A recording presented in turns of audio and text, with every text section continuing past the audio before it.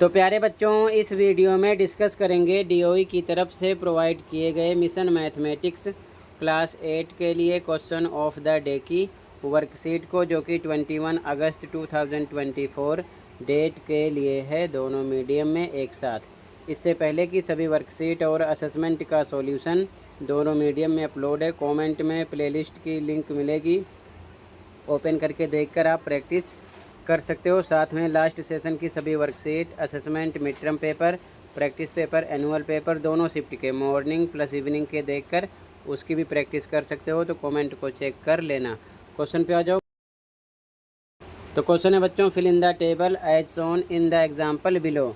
नीचे दिए गए उदाहरण के अनुसार तालिका भरिए। ठीक है, यहाँ पर मेंशन किया गया है संख्या यानी कि नंबर, वर्ग के रूप में लिखा गया यानी written in the form of square, संख्या का वर्गमूल यानी कि स्क्वायर रूट अपने मीडियम का ध्यान देते हुए लिखना। ठीक है, यहाँ पर एक करके बताया गया है, जैसे कि यहाँ पर लिखा है 64। तो ये किसका वर्ग है? 8 का। तो यहाँ पर लिखा गया 8 का वर्ग। ठीक है, इसका मतलब क्या होता है? 8 गुणे 8, डबल टाइम इसको मल्टीप्लाई करोगे तो आपको कितना मिलेगा? 64 यानी कि 64।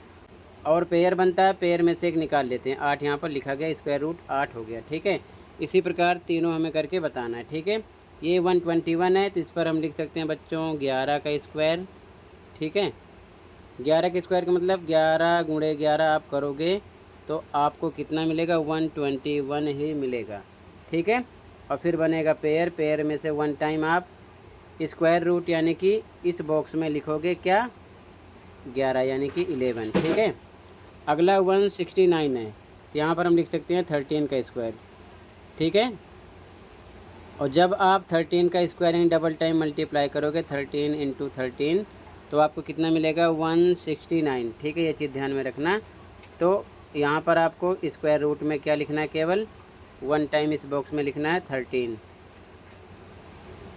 ठीक है, इसी प्रकार अगला 196, तो हम यहाँ पर लिख सकते हैं 14 का स्क्वायर। ठीक है, और जब आप 14 का स्क्वायर करोगे यानी कि 14 इंटू 14 करोगे तो कितना मिलेगा? 196। ठीक है, फिर उसके बाद में आपको स्क्वायर रूट में यानी इस बॉक्स में लिखना है 14। ठीक है, क्या लिखना है? 14। तो ये आपका आंसर हो जाएगा, ऐसे ही आपको लिखना है। ठीक है, 121 का स्क्वायर रूट होगा 11, 169 का 13, 196 का 14। ठीक है, और अगर आप इसे